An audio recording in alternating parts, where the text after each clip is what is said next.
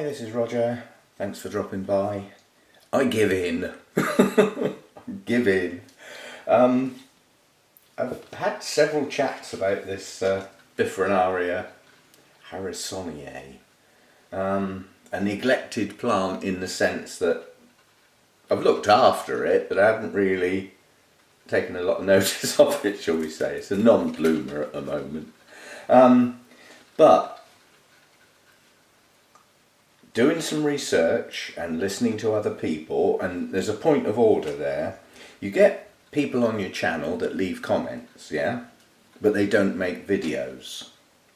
It's very easy to assume that they either haven't got many orchids or, you know, whatever. That is a silly assumption. That could be a really long-term, well-experienced orchid grower that just doesn't make videos. Yeah, it's got to be worth remembering. So all comments have to be just taken on board, because like I say, you don't know what's behind the commenter. You know, you could have one of the best orchid growers there, just because they don't make videos, you know. Videos are not the be-all and end-all of everything. Anyway, this thing is wrong at the moment. Where's the camera here? See if I can get this in. These are the two latest growths. It's growing in two directions, yeah? So these are the two latest growths. And at this time of year, these should be big fat bulbs. Now this has got a strange cycle. It does have a rest period in the winter where it needs to dry off a bit. And you know, like some of the resting dendrobiums, perhaps not quite as severe as some of those get, but nonetheless, you know. So firstly, it needs bright light. Where it actually grows, it's commonly found on east-facing slopes where it gets morning sun, sometimes full morning sun.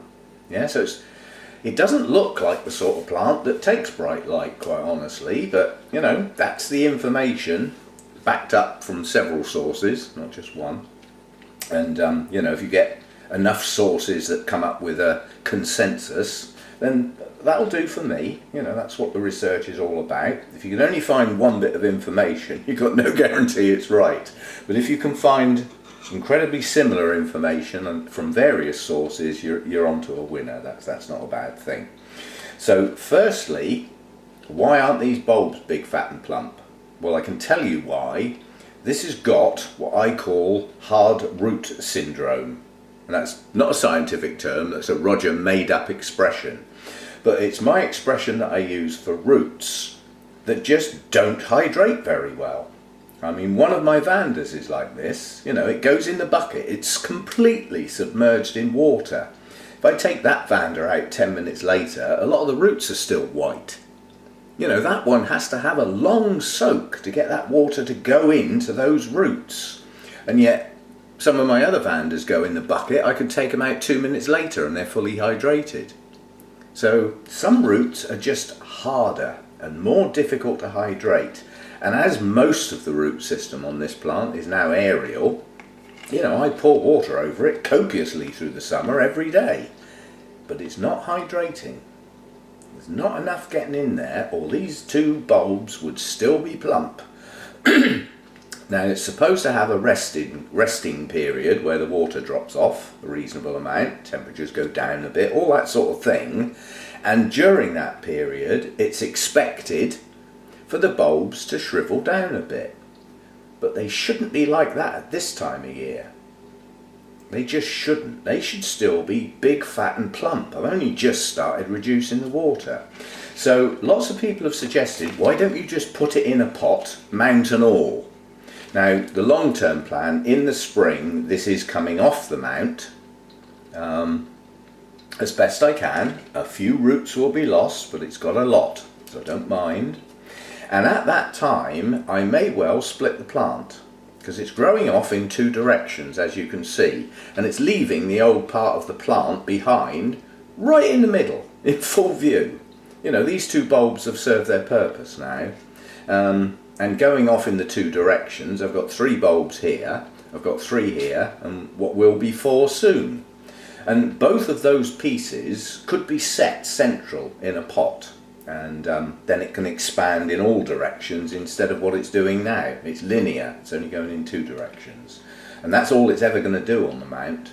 So it needs to go in a pot, but I don't want to start mucking about unrooting that off its mount in winter. Yeah?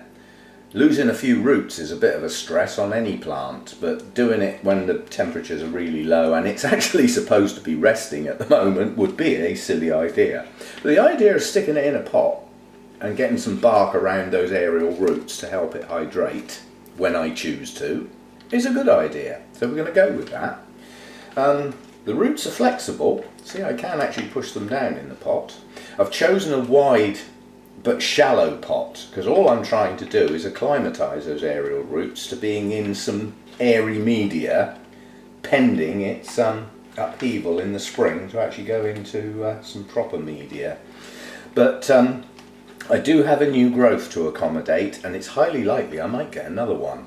And I don't want that new growth pressed right up against the side of the pot. I want to give it room to expand, and therein lies the conundrum. Effectively, I've got a new growth coming with new roots pushing out, so I can't properly rest this or I'll degrade or maybe even lose that new growth.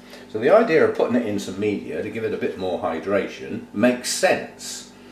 It might even be possible to plump up these 2 bulbs, I don't know, but the hardest thing is going to be getting it to sit in that pot like that. So what I'm going to attempt to do is wire the mount in place, just so that it holds reasonably still. It gives the mount some support. I don't need to hold the plant, that's held firm on the mount. It's the mount I need to hold still. So the idea is to put some wire in the side of the top of the pot, wrap it round the mount and come out the other side of the pot, leaving that new growth room to expand. So that's my theory, what I have. So let's get some holes done, preferably without going through my fingers.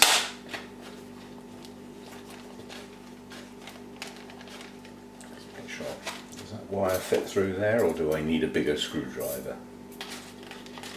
Because this is quite thick wire. Yeah, I just need a slightly bigger screwdriver.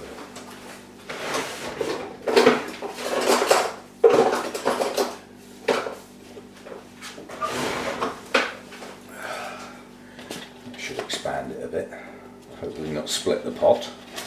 There we go, that's a much bigger hole. Right, so that's wire in from one side. That will go, I think I'll go round the back of the plant, back of the mount, sorry. So that's going to go there. So I need another hole about there, I reckon, ish.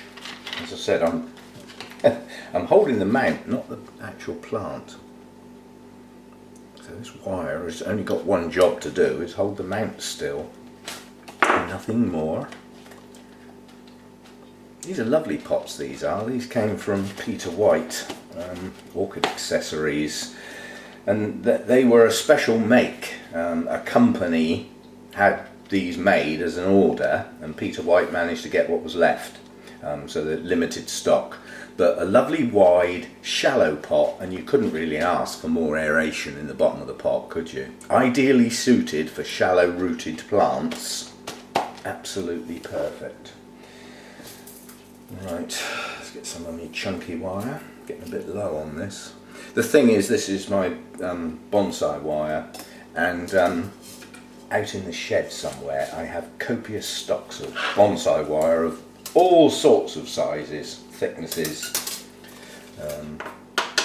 So I know I've got more. I don't need to go out and buy some or anything like that. I just let's fix that to the pot first, and then the waggly end doesn't whack things around too much.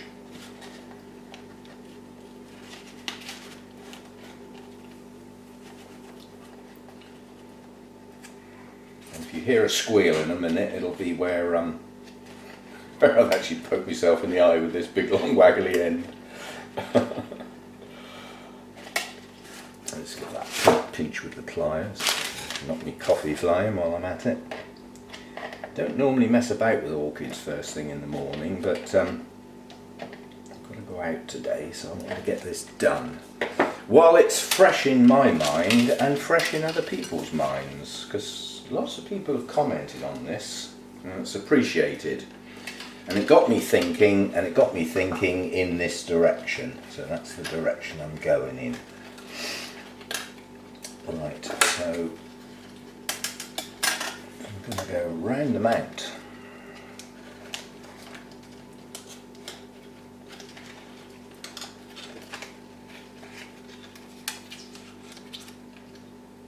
This is, as bonsai wire goes, this wire is quite rigid. It does actually stay in place quite well. Some of my other bonsai wire is incredibly bendy and flexible and wouldn't be ideal for this job, but this is about the right gauge to hold a mount in place. Now, you're going to mess me about and not go through the hole? No, you're not. Jolly good.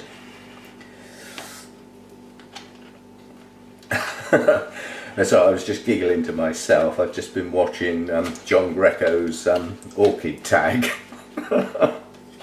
An unusual theory, you know, let's go to work.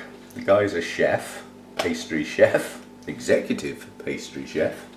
So let's go to work and do our orchid tag while we're at work, while we're actually serving people in the restaurant with their puddings. I didn't get mine, I'm still waiting. Apparently the chef just sits in the kitchen nattering to himself. Strange. Yeah, it's a nice orchid tag. I think there's more to come from John. I think he's actually going to do like a part 2 with some plants and things, I'm sure. He's got a very good collection. I think he surprised himself when he had to say how many he's got, as have quite a few others. I've been very surprised to actually find out just how many orchids they have actually got. Okay, well, the mount's nice and firm. The depth of the media doesn't need to be that much. I just want to come up to the bottom of the mount. That's all I want to do. This is just a medium bark. I didn't use the chunky bark for 2 reasons. I haven't got much left, and this is just a precursor to what I'm going to do in the spring. And I have got plenty of medium bark. And that's all I want to do, is just get something in there that will stay moist a little bit longer for those aerial roots. That's all it's for. So this is nothing exotic or anything more than that, really. All those aerial roots, because they're flexible, they've all sorry, you do get odd bits in this bark that are not bark.